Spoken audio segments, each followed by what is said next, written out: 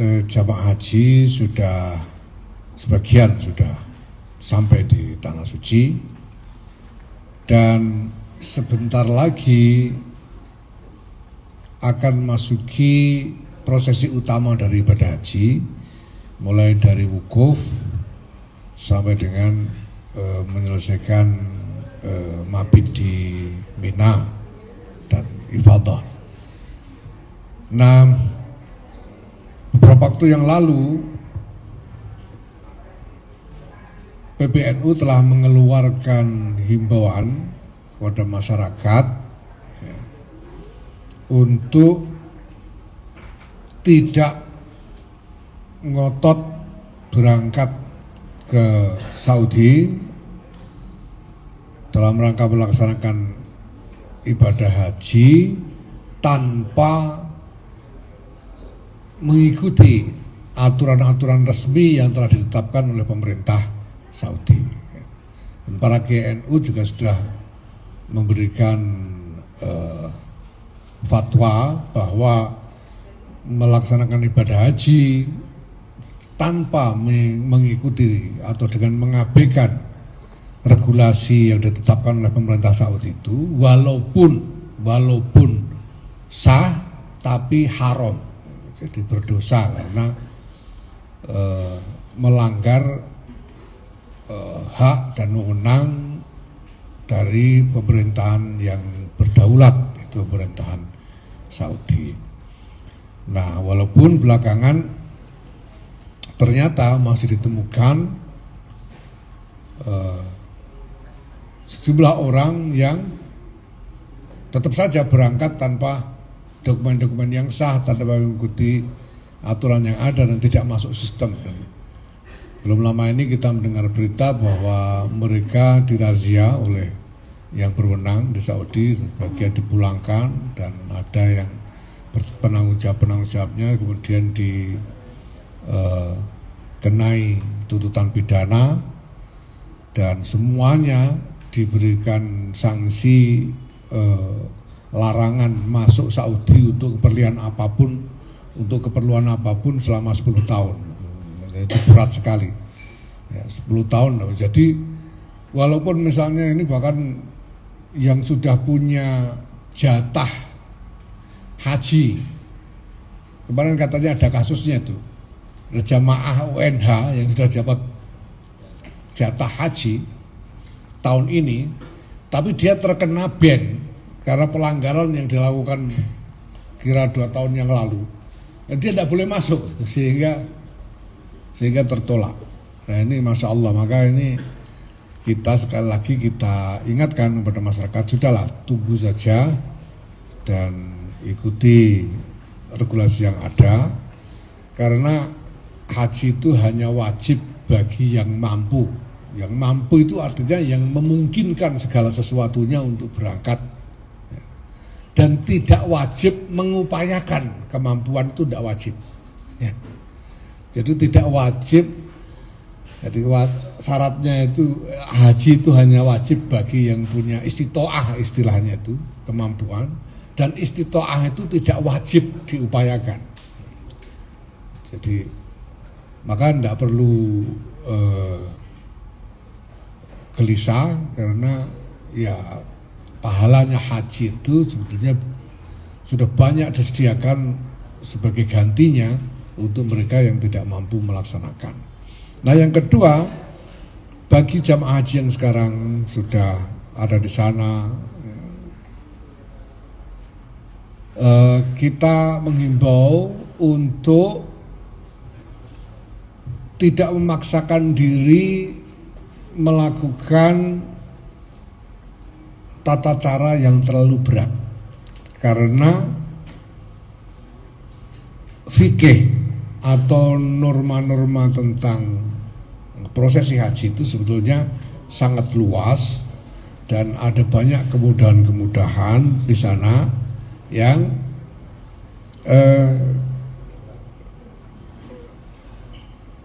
membuat sebetulnya para jamaah itu bisa lebih ringan di dalam melaksanakan ibadahnya. Misalnya bahwa wukuf itu memang dianjurkan atau akan lebih besar pahalanya kalau dilaksanakan mulai zuhur sampai maghrib ya. Tapi untuk syarat sahnya wukuf itu tidak harus begitu. Walaupun hanya sesaat saja ada di Arafah itu sudah sah. Maka untuk jamaah-jamaah yang ada handicap, kesehatan dan lain-lain tidak perlu memaksakan diri. Maka pemerintah saya kira menyediakan haji apa istilahnya sekarang Pak? Haji safari ya. Safari wukuf.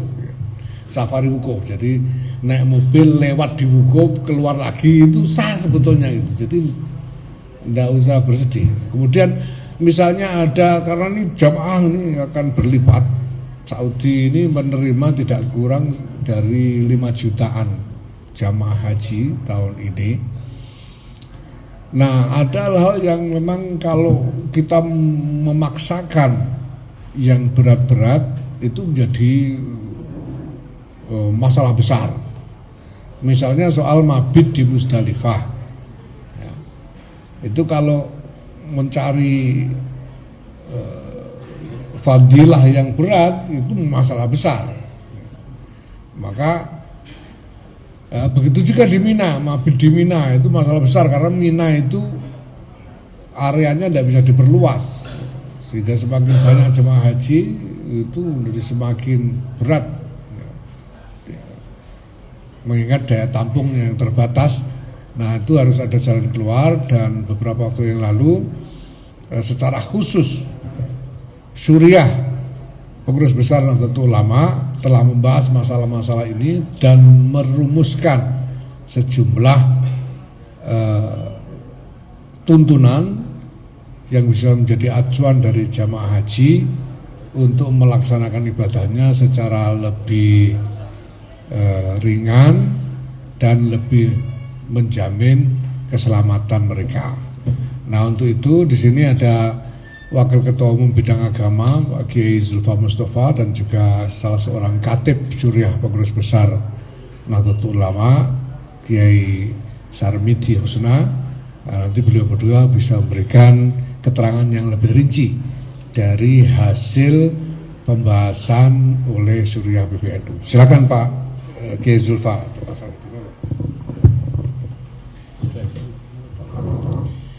Assalamualaikum warahmatullahi wabarakatuh. Yang teman-teman pers yang kami hormati, Bapak Ketua Umum, Bapak Sekjen, Pak Bendum serta Wakil Ketua Umum Bapak Kiai Haji Amin Said serta Kiai Haji Sarmidi Husna.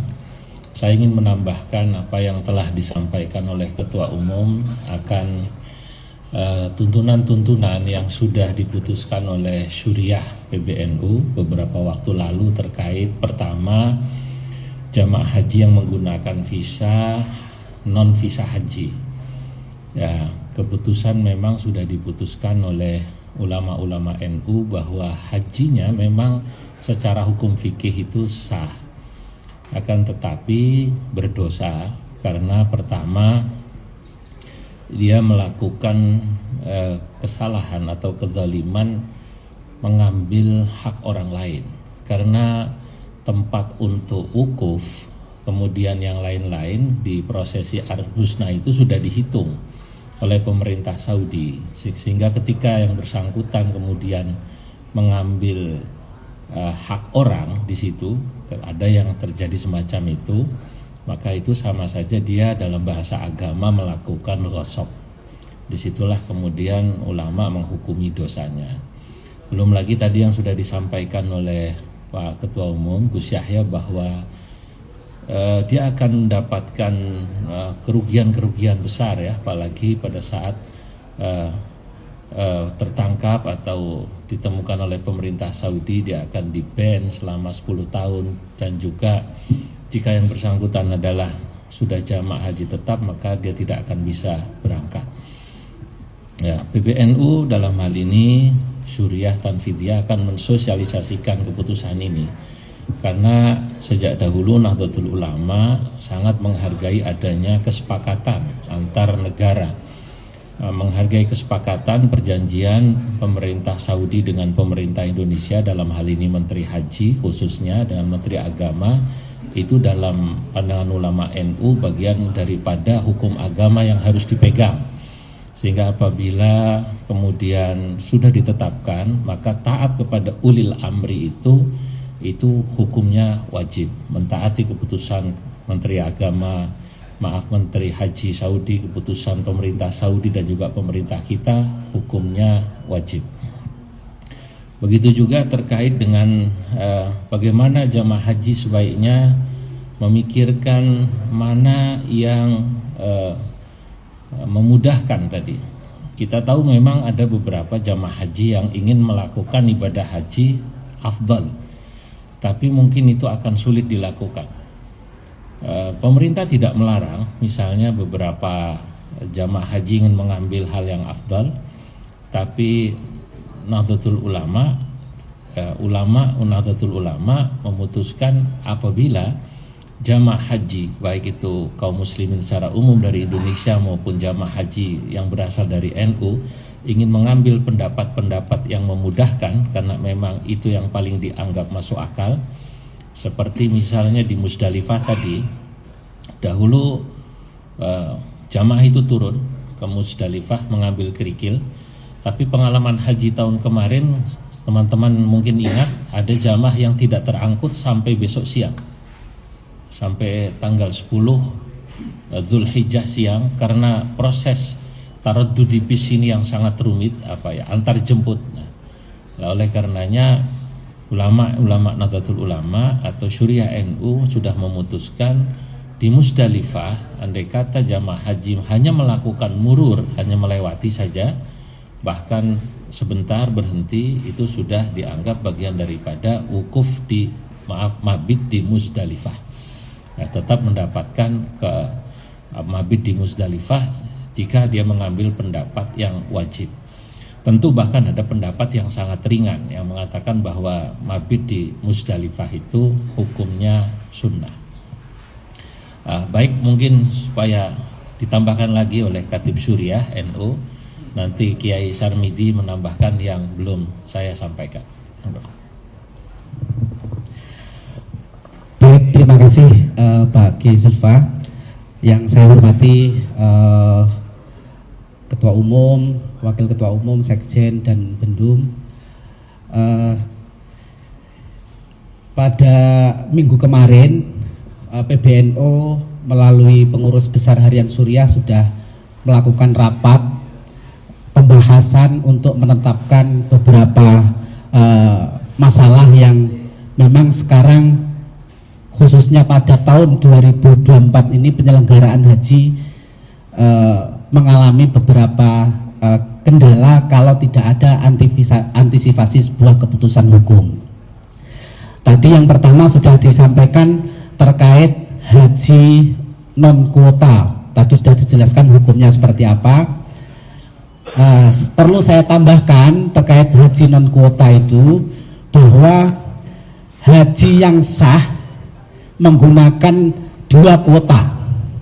Yang pertama yaitu kuota jamaah haji, baik itu reguler maupun haji khusus, itu kuota haji.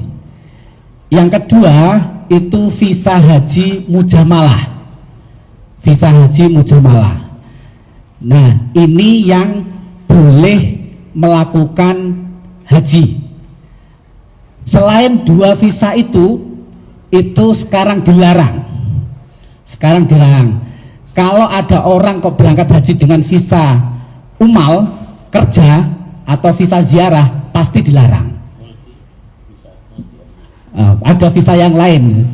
Yang penting 2 visa itu yang bisa berangkat haji. Selain itu dilarang. Nah, terkait itu Syuriah PBNU sudah memutuskan bahwa haji dengan kuota non visa itu sah, tapi yang bersangkutan itu cacat dan berdosa. Tadi sudah dijelaskan. Itu yang kedua, kita telah memutuskan membahas tentang tadi yang dijelaskan Kiai Zulfa tentang murur. Murur itu mabit di Musdalifah dengan cara naik bis tidak turun, kemudian langsung ke Mina, langsung mabit di Mina. Nah, keputusan kenapa kok tidak turun? Karena kondisi Musdalifah nanti itu akan sangat padat. Padatnya karena apa? Karena sekarang ini jamaah haji Indonesia itu ada sekitar 9 maktab. 9 maktab itu sekitar 27.000 jamaah yang tinggal di Mina Jadid. Nah, 27.000 jamaah yang dulunya sering ditaruh di Mina Jadid sekarang tidak dipakai, digeser langsung ke Mina Lama. Kemudian beberapa area di Musdalifah itu dipakai untuk atau dibangun untuk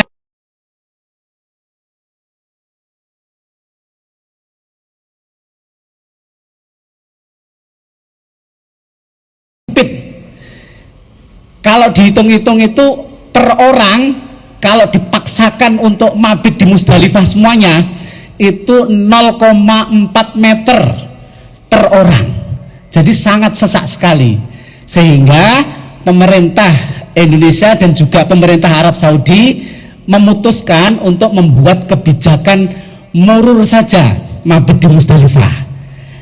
Nah, karena ini kebijakan ini perlu ada keputusan keagamaan, minggu kemarin PBNU sudah memutuskan bahwa murur itu sah jika mururnya bisnya itu di Musdalifah itu lewat tengah malam.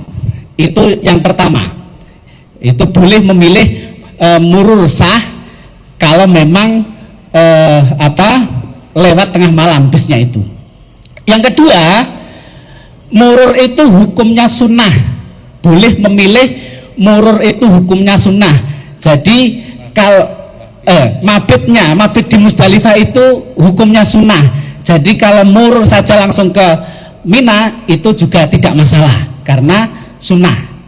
Yang ketiga, itu boleh mengikuti pendapat sunnah dan memang di situ ada udzur. Nah, ada udzur karena sesaknya Musdalifah, padatnya Musdalifah, jadi bisa dijadikan alasan udzur syar'i untuk tidak mabit di Musdalifah dan menggunakan cara murur saja langsung ke Mina. Itu terkait murur. Yang ketiga itu terkait tanazul. Tanazul di sini bukan tanazul pulang duluan, bukan. Karena biasanya haji itu ada istilah tanazul, tapi tanazul pulang duluan. Nah, ini tanazul di mana orang yang mabit di Mina itu tidak mabit di Mina tapi mabit di hotel, di pemondokan. Saat mabit di Mina, sebagian jamaah itu ada di hotel. Ini tidak semua, tapi sebagian, khususnya jamaah yang mendapatkan penginapan di Rodoh dan Sisah, di sekitar Jamarot, dekat dengan Jamarot. Nah, itu boleh mengikuti pendapat bahwa mabit di Mina itu wajib, sehingga bisa dilakukan dari Sisah dan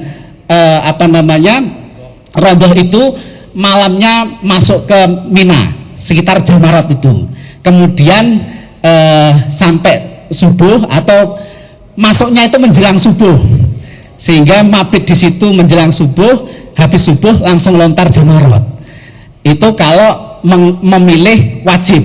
Kalau memilih sunat sama saja dengan yang di Musdalifah tadi, bahwa mabit di Mina itu sunnah hukumnya, kemudian tinggal ngatur lempar jumrohnya seperti apa. Nah, itu tinggal diatur saja. Yang ketiga, boleh sunnah dan memang di situ ada udurnya. Kalau sudah udur itu milih hukumnya sunnah dan bisa tidak dikenakan dam. Sama saja yang di Musdalifah juga tidak dikenakan dam, yang di Mina itu juga tidak dikenakan dam. Sebenarnya praktek ini secara mandiri itu sudah sering dilakukan oleh para jamaah haji. Karena ini volumenya banyak, sebagian haji kita itu banyak yang akan dilakukan program ini, maka memang ini perlu tuntunan-tuntunan tadi, sehingga jamaah haji yang kedapatan program murur bisa memahami bahwa memang hajinya juga sah dengan model seperti itu. Kemudian jamaah haji yang kena program tanazul saat mabit di Mina juga bisa menganggap sah dengan memilih beberapa hukum-hukum yang sudah diputuskan itu. Saya kira itu tambahan dari kami, Pak Kiai Zulfa, Pak Kiai Ketum, dan kiai-kiai yang lain. Terima kasih. Wassalamualaikum warahmatullahi wabarakatuh. Baik, jadi perlu saya sampaikan juga di sini bahwa semua yang disampaikan oleh Pak Kiai Zulfa dan Kiai Sarwedi sebagai keputusan Surya PBNU tadi itu bukan barang baru ya. Jadi bukan keputusan baru yang baru dibikin kemarin. Itu sebetulnya sudah ada sejak dulu sebagai bagian dari keragaman pandangan para ulama mengenai haji.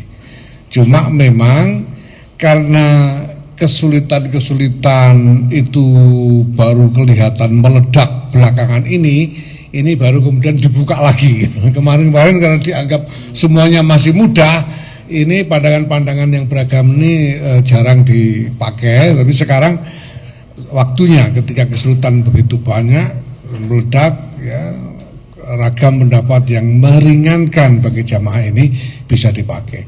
Demikian saya kira teman-teman ya, sementara monggo silakan. Ya, silakan kalau ada yang nanya silakan angkat tangan langsung. Ada yang nanya silakan. Mas, Mbak, monggo. Ayo Mbak yang sebutin nama sama.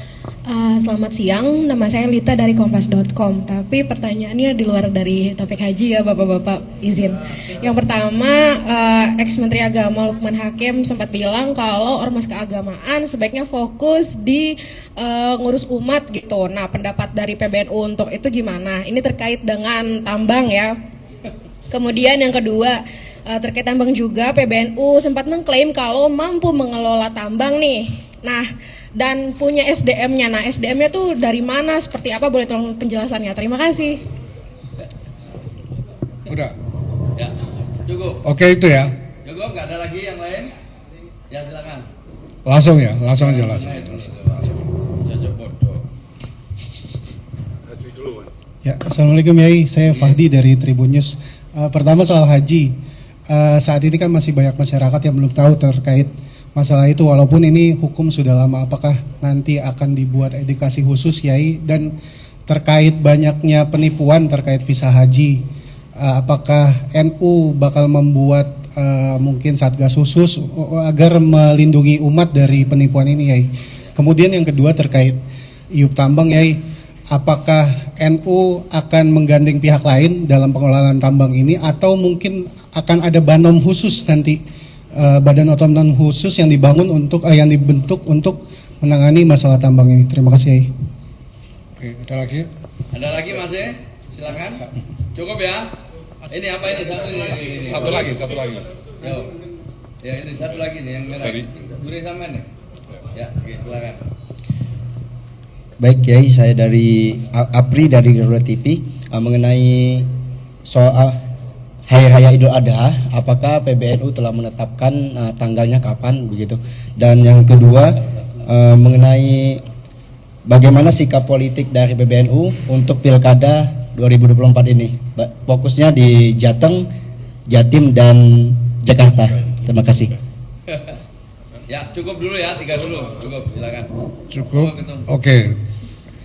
Pertama soal haji dulu ya, bahwa hal-hal yang tadi sudah disampaikan sebagai keputusan Surya itu sudah dikomunikasikan dengan Kemenak, dan Kemenak sudah berkomitmen untuk mendistribusikan informasi ini kepada jamaah yang sekarang ada di sana. Ya. Dan kemudian sebetulnya jauh sebelum mulainya pemberangkatan jamaah, PBNU ini sudah melakukan serial halakoh di daerah-daerah untuk menjelaskan kepada masyarakat bahwa haji tanpa mengikuti regulasi yang ada itu tidak boleh dilakukan karena berdosa. Itu sudah dilakukan, sehingga nah cuma memang daya jangkaunya memang belum bisa menyeluruh, ya. Belum bisa menyeluruh secara jangkaunya. Kita kemarin berhasil melaksanakan sekitar mungkin antara 60-70 kali forum halakoh di antara kiai-kiai, karena biasanya ya kita tahu bahwa kiai ini menjadi simpul-simpul informasi yang bisa diandalkan di tingkat akar rumput, ya. Tapi 60-70 halakoh itu sebetulnya masih jauh dari yang dibutuhkan.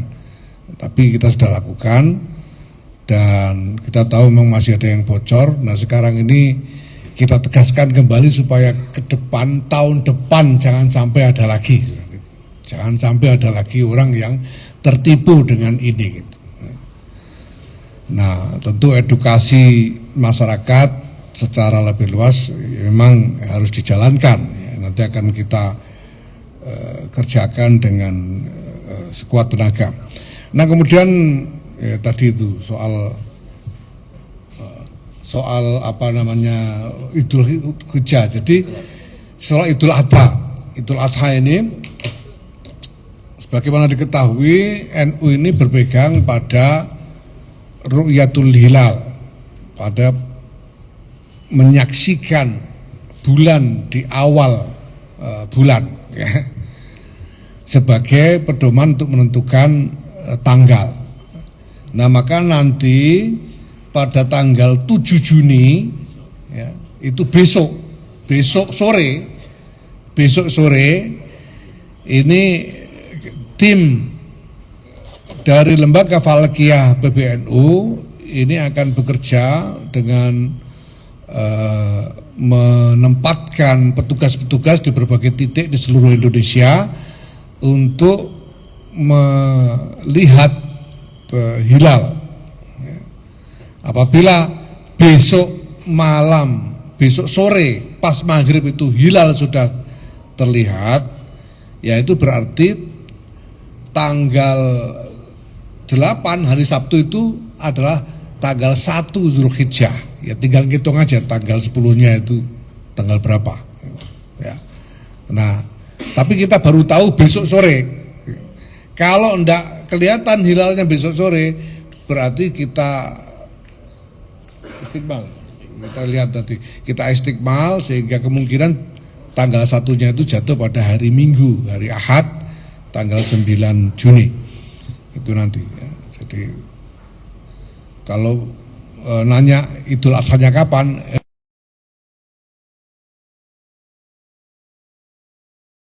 Dan mengenai tadi, ya cuma sementara menurut hisab sih posisi hilalnya tinggi sehingga ada harapan yang besar hilal bisa terlihat besok sore itu, ya, apalagi ini sudah masuk kemarau gitu, insya Allah tidak mendung dan sebagainya, ya. Kita lihat saja besok sore, ya, tapi buat NU kita tidak bisa memastikan sampai kita menyaksikan adanya hilal, ya, pada akhir bulan, yaitu besok sore maghrib. Nah kemudian soal mengurus umat, ya, mengurus umat itu maksudnya gimana? Membuat umat jadi kurus atau ya atau mengelola hajat-hajatnya gitu, itu yang dimaksudkan. Kalau membuat umat jadi kurus ya kita tinggal tidur aja kurus dengan sendirinya umat itu. Nah kalau kita harus mengelola hajat-hajatnya dengan cara apa, pakai apa gitu. Hajat mana saja yang harus kita urus. Nah kita ketahui bahwa Nahdlatul Ulama itu adalah organisasi keagamaan dan kemasyarakatan, sehingga bukan hanya hajat-hajat agama saja yang dikelola, yang diurus, tapi juga hajat-hajat kemasyarakatan, termasuk ekonomi, pertanian, pendidikan, kesehatan, dan lain sebagainya. Nah, dan itu semua membutuhkan biaya. Tempo hari di dalam musyawarah nasional dan konferensi besar Nahdlatul Ulama yang kita selenggarakan di Yogyakarta, kami sudah sampaikan bahwa di antara komponen strategis untuk pengembangan NU ke depan itu adalah bahwa kita harus membangun suatu kapasitas keuangan independen yang sustainable. Jadi kapasitas keuangan yang mandiri dan lumintu. Jadi tidak cuma sekali dapat hilang, sekali dapat habis begitu, tapi lumintu. Jadi independen. Jadi kita memerlukan satu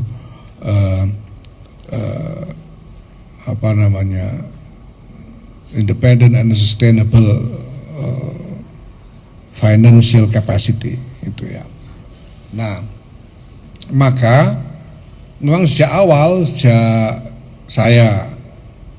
periode saya ini, PBNU telah membentuk koperasi yang nanti anggotanya adalah warga, ya. Dan kemudian koperasi ini bersama-sama dengan perkumpulan NU, ya, join antara koperasi dengan perkumpulan NU sebagai perkumpulan nih, badan hukum perkumpulan, membuat join untuk mendirikan perusahaan. Nah, perusahaan ini di berbagai bidang, ya. Ada dalam bidang retail, ada bidang perdagangan dan lain sebagainya. Nah, perusahaan-perusahaan ini nanti diharapkan menghasilkan revenue untuk pembiayaan organisasi untuk mengurus umat itu, ya, untuk mengurus umat. Nah, bidangnya bisa macam-macam. Nah, saya tahu ini dikaitkan dengan tambang, tadi sudah dijelaskan, ya.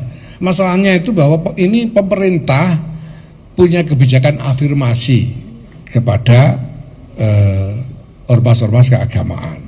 Ya. Mungkin sebetulnya mungkin ini khusnuzon kami. Yang paling dipikirkan mungkin memang NU. Mungkin loh ini. Karena NU punya umat begitu besar. Ya, survei-survei mengatakan lebih dari separuh penduduk Indonesia ini mengaku NU. NU punya pesantren-pesantren yang jumlahnya sampai sekitar 30 ribuan pesantren, madrasah, ya, dan lain sebagainya. Yang untuk mengelola itu semua dibutuhkan sumber daya. Dan sekarang realitasnya kita sudah ketahui bahwa sumber daya komunitas yang diambil dari komunitas itu sendiri itu tidak lagi mencukupi, ya, sehingga perlu ada intervensi dalam soal ini. Nah, maka NU butuh revenue. Nah, pemerintah kemudian berpikir untuk menyediakan kesempatan, sehingga pada waktu pembukaan muktamar ke-34 di Lampung bulan Desember 2021 dulu, Presiden Joko Widodo dalam pidato pembukaan muktamar itu menyampaikan akan menyediakan konsesi tambang untuk NU. Itu beliau sampaikan dulu gitu.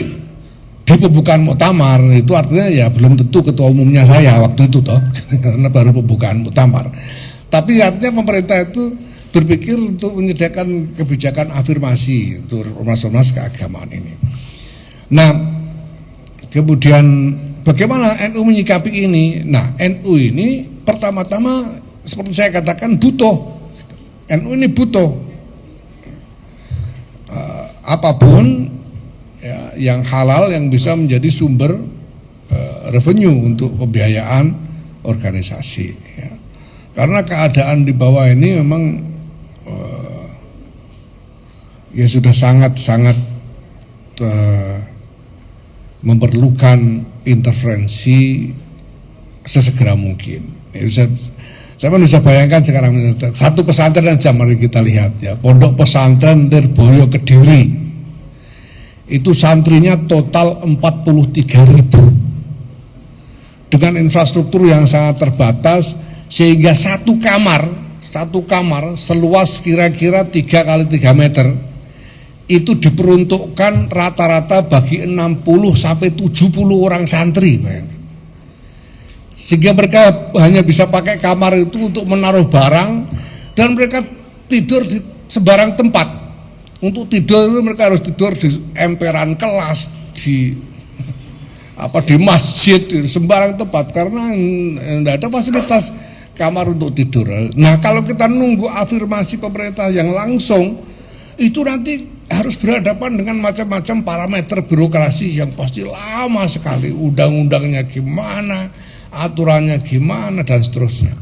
Nah, kami karena selama ini NU ini secara langsung engage dengan mereka, kami mengetahui persis bagaimana cara memperlakukan, bagaimana melakukan intervensi yang strategis untuk menghadapi masalah-masalah seperti ini. Kita misalnya juga punya Muslimat NU itu mengelola ribuan taman kanak-kanak dan Raudhatul Atfal. Dan banyak itu, ribuan taman kanak-kanak Raudhatul Atfal itu, guru-gurunya itu cuma diberi honor yang sangat minimal. Saya tahu sendiri, ada yang cuma 150.000 sebulan honor guru Raudhatul Atfal ini.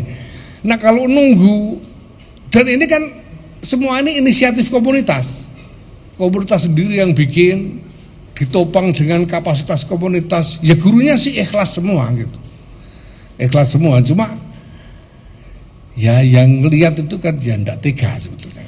Nah, komunitas sudah tidak punya lagi kapasitas yang lebih untuk memberi topangan lebih kuat. Nah, hal begini ini yang membuat kami dalam keadaan memang butuh sekali. Nah, kami memang seperti saya sampaikan tadi sudah membuat ikhtiar-ikhtiar, tapi membuat perusahaan baru yang dijamin ini sungguh-sungguh nanti revenue-nya masuk ke organisasi, bukan kepada individu-individu gitu ya. Sehingga misalnya kalau saya nanti selesai masa bakti saya ini tidak bisa saya bawa pulang perusahaannya itu, jadi tetap jadi miliknya NU. Ini kita sudah desain sedemikian rupa. Nah, ini kan juga harus perlu waktu sampai ini betul-betul menghasilkan revenue yang signifikan. Nah, maka ketika pemerintah memberi peluang ini, membuat kebijakan afirmasi ini, kami melihat sebagai peluang. Dan segera kami tangkap, wong butuh gimana lagi gitu.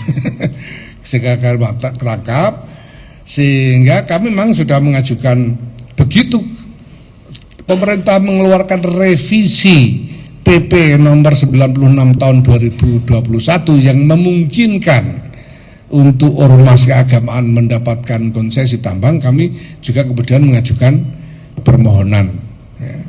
Nah, sekarang masih berproses ya, misalnya untuk peraturan presiden dan lain-lain, kita lihat nanti. Nah, kemudian apakah NU punya sumber daya? Lah, ini bendahara umum kami ini pengusaha tambang juga gitu, dan dia tentu tidak sendirian. Bukan hanya soal bahwa dia sendiri pengusaha tambang, tapi sebagai pengusaha tambang dia punya jaringan bisnis di antara ya komunitas pertambangan ini, sehingga saya kira akan ada ruang yang memadai bagi NU untuk membangun kapasitas usaha pertambangan ini. Nah, ada yang belum disinggung mungkin soal lingkungan. Saya tahu ini juga menjadi isu ya. Tentu saja bahwa NU punya tanggung jawab moral untuk memperhatikan aspek-aspek terkait lingkungan hidup. Saya sendiri itu, saya pribadi sejak 2016-2017 saya sudah berusaha menaikkan wacana tentang perlunya konsensus nasional tentang ekstraksi sumber daya alam. Indonesia ini semua tahu kaya, kita ini merasa kaya raya, tapi kekayaan Indonesia itu sumber daya alam gitu. Sehingga kalau sumber daya alam itu tidak diambil, tidak diekstraksi, ya gak jadi kaya kita kan. Nah, maka supaya kita benar-benar jadi kaya secara aktual, ya memang sumber daya alam harus diekstraksi. Nah, cuma parameternya harus memenuhi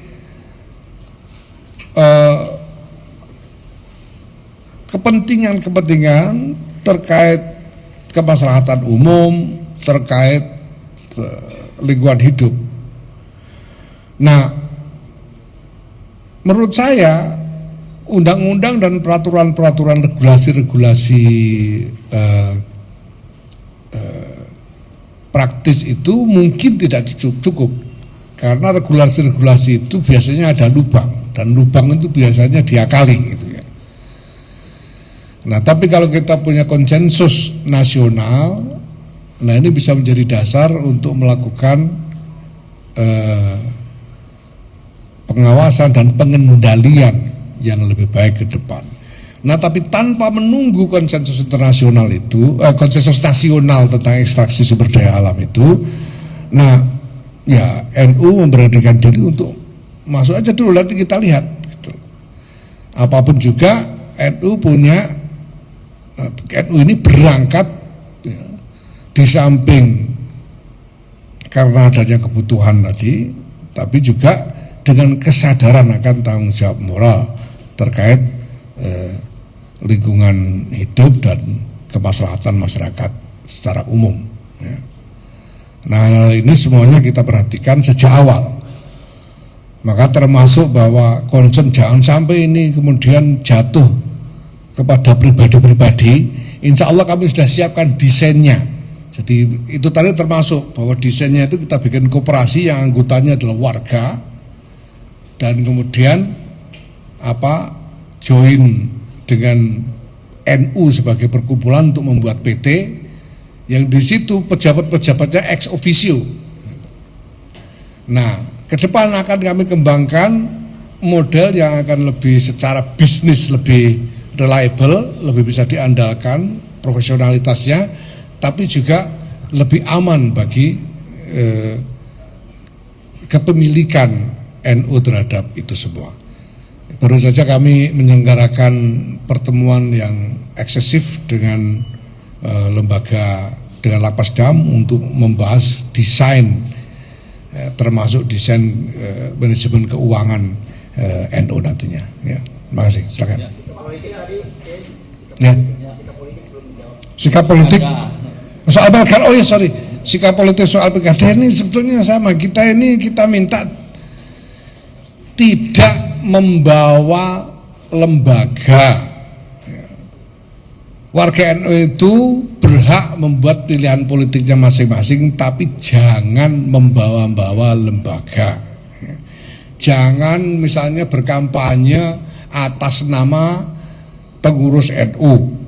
Jangan menggunakan fasilitas milik NU. Kantor-kantor NU tidak boleh digunakan untuk kegiatan politik. Ya. Nah, ini jelas. Dan kita sudah keluarkan itu parameter-parameter itu, semua pengurus sudah tahu sampai ke bawah. Nah, kalau mau mendukung silakan aja. Ya, mendukung mana? Ya, mari. Ya, soal ini salah satu yang dikhawatirkan itu adalah adanya konflik horizontal. Ya. Konflik horizontal. Karena sekarang sih masih terjadi. Misalnya di beberapa tempat kan ada masyarakat adat. Nah, ketika NU masuk ke sana, ormas masuk ke sana, konfliknya itu kemudian semakin luas karena nanti ormas melawan masyarakat adat misalnya begitu. Itu yang pertama. Yang kedua, ini kan masih ada kriminalisasi terhadap aktivis lingkungan yang juga melakukan advokasi terhadap tambang. Nah, apakah NU juga sudah mempertimbangkan itu? Jadi ini wilayah yang kira-kira banyak orang menyayangkan ketika misalnya ormas keagamaan masuk ke sana, itu tidak hanya soal benefit, tapi soal hak asasi, soal masyarakat adat yang terpinggirkan dan seterusnya. Ini lebih jauh daripada persoalan benefit finansial. Terima kasih. Ya, soal itu pertama ya, problem-problem seperti yang saya sampaikan terkait dengan masyarakat adat dan lain-lain itu tidak bisa digeneralisir. Ini kan tergantung di mana tempatnya. Kalau misalnya NU dikasih tempat konsesi di tengah permukiman, ya tentu saja kita tidak akan mau. Atau dikasih konsesi yang di situ ada klaim hak ulayat misalnya, ya tentu tidak bisa, kita tidak mau lah. Ya kita lihat dulu di mana tempatnya kan. Ya kita kan belum tahu ini mau dikasih konsesi di mana gitu. Itu kita tidak mau. Dan terkait dengan aktivis-aktivis yang masih dikriminalisasi. Nah, ini secara keseluruhan ini merupakan isu yang menjadi concern semua orang, termasuk NU. Ya, tentu saja NU dalam hal ini mendukung gerakan-gerakan dari para aktivis untuk kepentingan-kepentingan lingkungan hidup ini, dan meminta supaya mereka tidak dikriminalisasi. Tapi kriminalisasi itu kan yang macam-macam. Ya. Ada yang kriminal beneran juga ada kan, itu saja nanti kita lihat. Karena pernah ada kasus juga kita di beberapa tempat ya, ada laporan ini dikriminalisasi. Nah, setelah kita kirim tim dari LPBH NU, lalu laporannya ternyata kriminal beneran Pak, ya, gimana lagi? Jadi artinya apa? Bahwa para aktivis ini dalam perjuangkan idealismenya ini ya memang harus memperhatikan strategi dan cara-cara yang dilakukan supaya tidak sampai menimbulkan masalah-masalah seperti itu, masalah-masalah kriminalisasi semacam itu. Dan pada dasarnya secara umum NU jelas mendukung idealisme dan nilai-nilai moral untuk kemaslahatan lingkungan hidup dan masyarakat secara umum. Ya, saya kira itu. Ya, terima kasih. Oke, Assalamualaikum warahmatullahi wabarakatuh. Saya Razi dari iFox ID. Mungkin masih terkait tambang ya, Ki.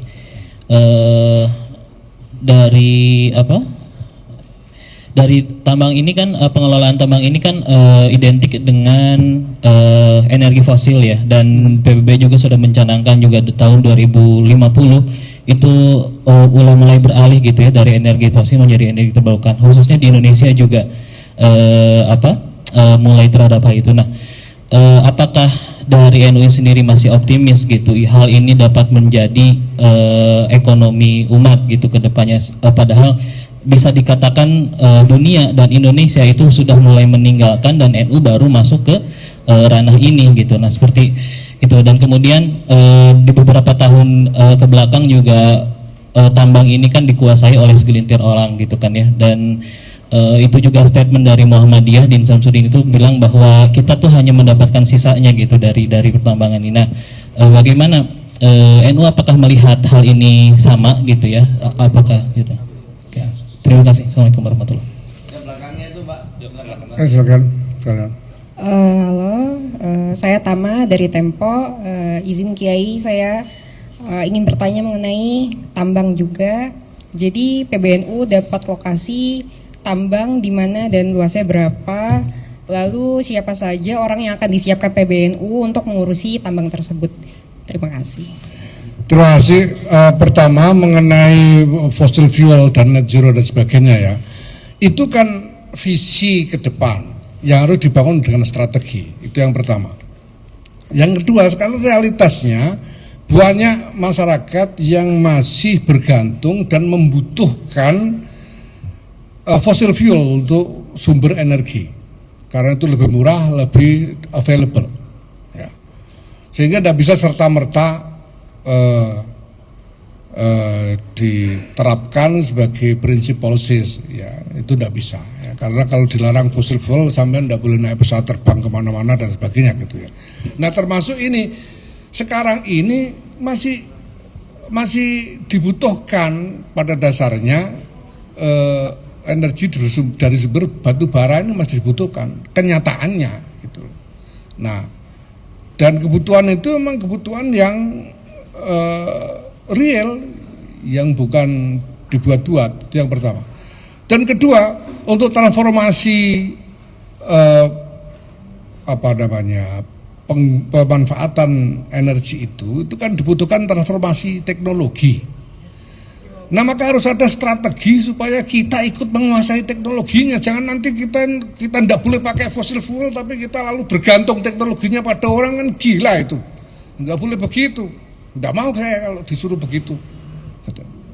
Karena pertama-tama kita harus tetap merdeka.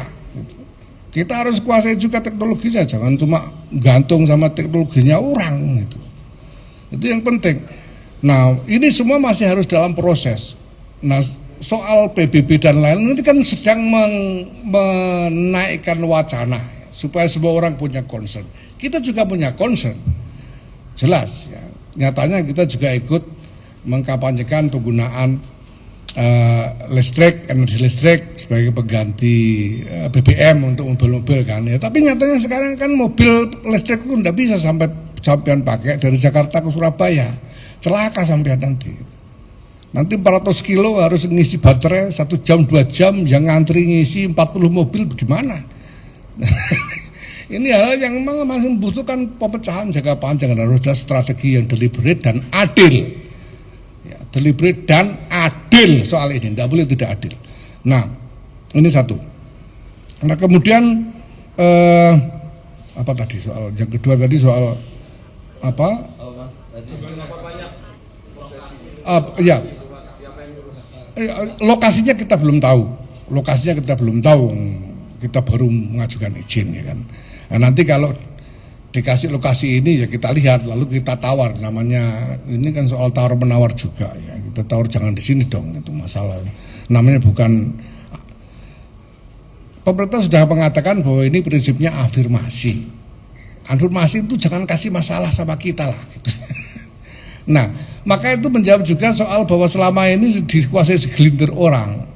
Ya kan sudah bagus pemerintah ini, karena kalau nunggu NU punya duit sendiri yang cukup untuk bersaing dengan segelintir orang itu kan kelamaan gitu. Nah, maka pemerintah memberi afirmasi. Ini kan berarti ada kemauan pemerintah untuk memicu praktek yang lebih adil dalam soal ini. Kemudian soal sumber daya manusia yang kita punya, ya kita sudah bikin PT-nya. Kita sudah punya PT. Dan penanggung jawab utamanya bendahara umum yang juga adalah pengusaha tambang. Dia mungkin termasuk segelintir orang tadi itu, mungkin ya. Tapi pakai disor. Tapi paling tidak dia punya jaringan dari komunitas tambang ini, dan sebetulnya di lingkungan NU itu sendiri udah banyak sumber daya manusia yang unggul yang bisa kita panggil untuk ikut bekerja. Ya ini kan soal proses kan, ini kan bukan kayak kita dikasih nasi bungkus yang bisa dibuka langsung dimakan kan, ya enggak, ini butuh proses lama. Dan NU saya sangat optimis, karena kita juga sudah beberapa tahun ini, 2 tahun terakhir lah kita melakukan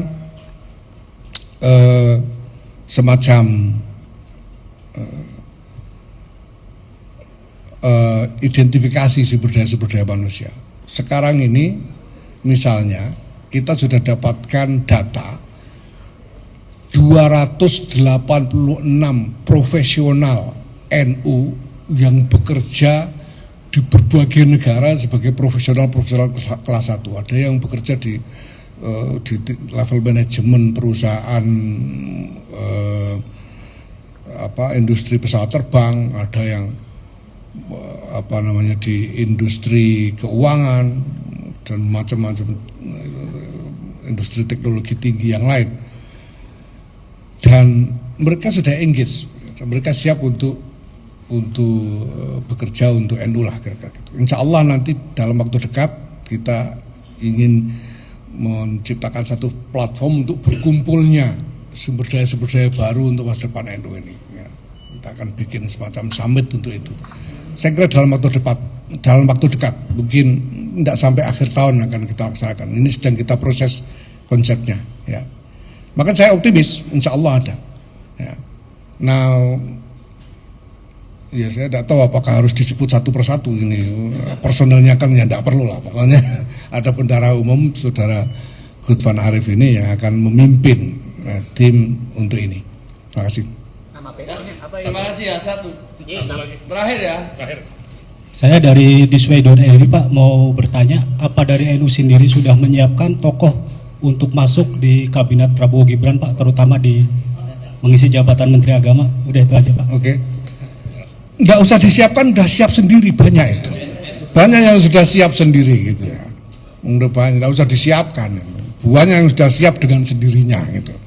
Nah, ini monggo saja. Seperti saya bilang, NU ini fakta demografis, realitas demografis, bukan faksi politik. Gitu.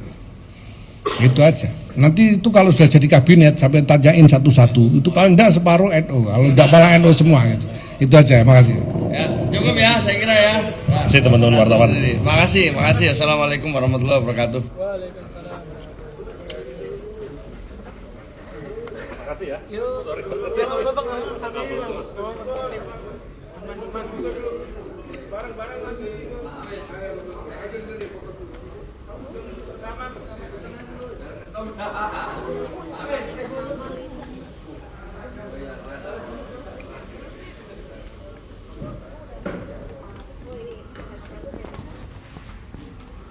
Sip, oke.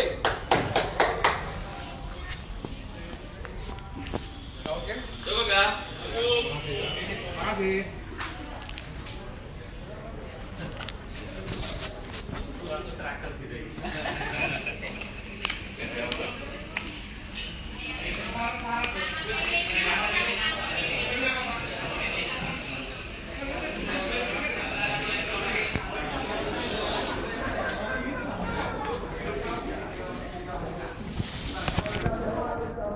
Ada